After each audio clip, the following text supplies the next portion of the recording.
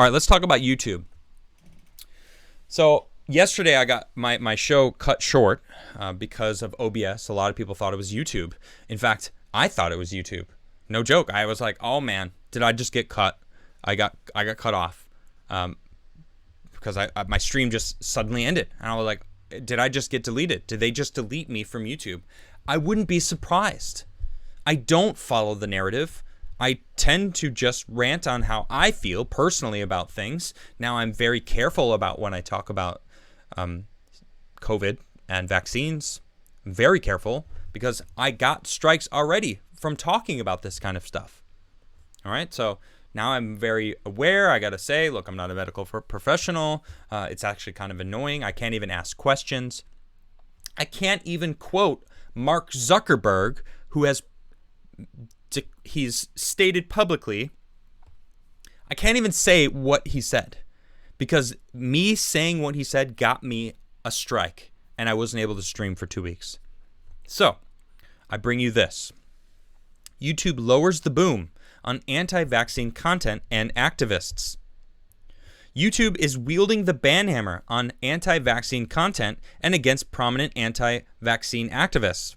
The site announced Wednesday it was expanding its medical misinformation policies to include new guidelines on vaccines and would actively remove content that claims vaccines are dangerous or could cause other chronic health conditions, including autism, cancer, or infertility, or that substances in vaccines can track those who receive them. In the past year, YouTube says it has removed 130,000 videos for violations of its vaccine policies. But many videos have skirted the policy by specifically not mentioning COVID-19. That prompted the company to make today's expansion. Quote, crafting policy around medical misinformation comes charged with inherent challenges and trade-offs, said YouTube in a blog post. Quote, scientific understanding evolves as new research emerges, and firsthand personal experience regularly plays a powerful role in online discourse. Vaccines, in particular, have been a source of fierce debate over the years, despite consistent guidance from the health authorities about their effectiveness. YouTube, however, did say it would allow people to continue to discuss and debate vaccines policies, new vaccine trials, and historical vaccine successes or failures. Personal testimonies will also be allowed as long as they do not violate other community guidelines. The new policy goes into effect immediately, though YouTube warned it would take some time for the system to catch up to enforcement. YouTube joins Facebook, which has announced plans to ban accounts that repeatedly spread vaccine conspiracies after facing strong criticism for initially leaving anti-vaccine posts up on the site. And Twitter, in March, announced a strike system for people who spread misinformation, with penalties ranging from no action for the first offense to a permanent suspension after 5 strikes. You know, I actually didn't really know about that until this. And here is Twitter safety. And they're talking about here, yeah, in December they decided to do that. We are also introducing a strike system that determines when further enforcement action is necessary. We believe the strike system will help educate the public on our policies and further reduce the spread of potentially harmful and misleading information on Twitter, particularly for repeated, moderate, and high severity violations of our rules. The only thing I could think of here is Eliza Blue and how Twitter left child pornography on their site, even after the children in the videos said, "Please take this down. It's me. You're spreading it." It was shared thousands of times.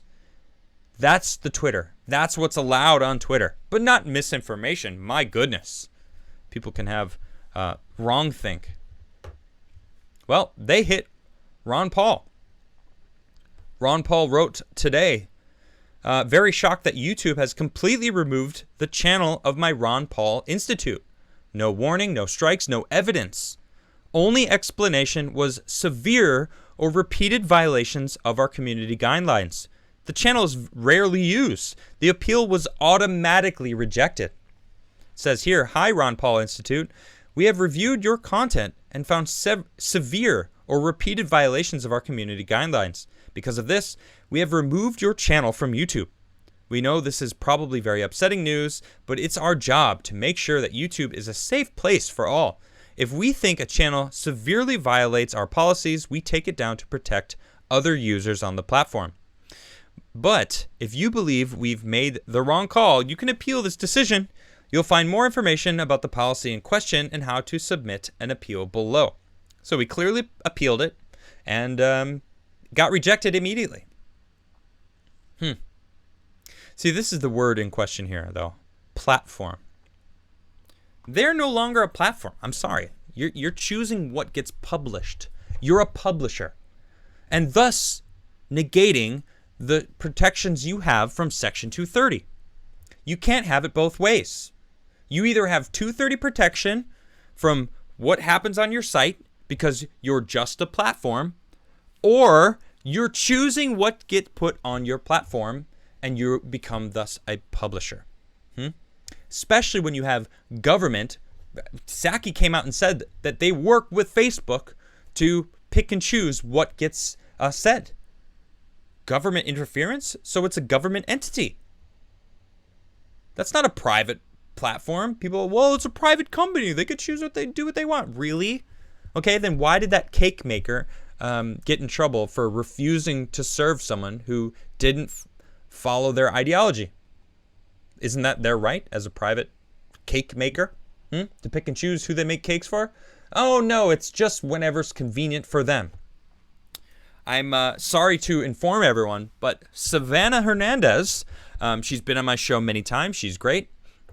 She got a strike on YouTube and can no longer stream for a full week. Elijah Schaefer's new show got a strike. I think 2 strikes. Right off the bat. Came in hot and got 2 strikes. Now they appealed it and was able to get rid of the strikes. Now this is before YouTube implemented these changes this week. So maybe had it happened after the fact, he might have been screwed. Who knows? But this is a scary time. People are no longer allowed to question. They're no longer allowed to talk openly about what they've heard, what they've seen. I can't tell you about the different studies that I've read coming out of Germany, coming out of Israel, all right, comparing, or Sweden. A lot of these things contradict a lot of the stuff that is being pushed in the mainstream. But here's YouTube saying, you're not allowed to talk about any of that. Oh, sure, tell your story as long as it doesn't cross our rules. Do you trust them to do that? I've had videos removed. I think they deleted 3 of my videos. Now, luckily, all of my stuff is backed up over on my Odyssey channel, so you can watch all of my stuff. Nothing gets deleted over there because it's free code. It'll always be up. But YouTube is a publisher, and this is proving it.